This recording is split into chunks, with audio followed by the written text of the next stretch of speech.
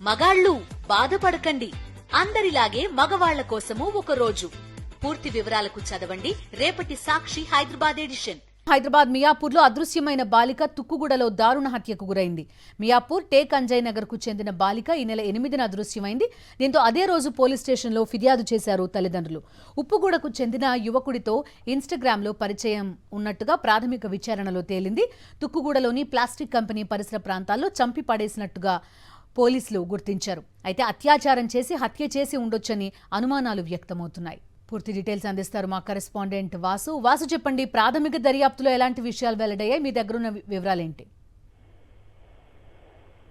Bill Hyderabad Miyapur లో miss అయిన minor బాలిక తుక్కుగూడలో దారుణ హత్యకు గురై శవమైపోయినటువంటి పరిస్థితి సంచలనం కలిగిస్తా ఉంది. అయితే మియాపూర్ పిఎస్ పరిధిలోని టెక్ అంజయ్ నగర్ చెందినటువంటి ఐశ్వర్య 15 సంవత్సరాల మైనర్ బాలిక 18వ తేదీన అదృశ్యమైంది. అయితే ఆ తర్వాత పోలీసులకు ఇమీడియట్లీ కుటుంబ సభ్యులు ఫిర్యాదు చేశారు.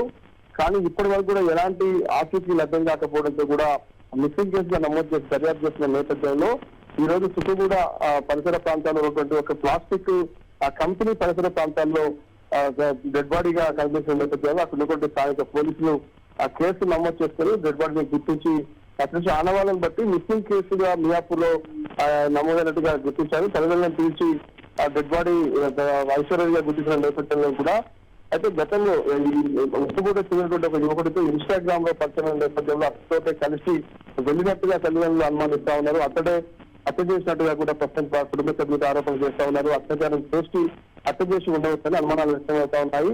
20వ తారీఖున మిస్సింగ్ అయితే ఇప్పటి వరకు కూడా అంటే దాదాపు 10 రోజులు గడిచినప్పుడు కూడా ఆ పోలీసులు ఎందుకు సరైన సమయంలో ఎందుకు గుర్తించలేకపోయారు, హత్య జరిగే దాకా కూడా పోలీసులు నిర్లక్ష్యంగా ఆ బంధువులు అయితే ఆరోపణ చేస్తా ఉన్నారు.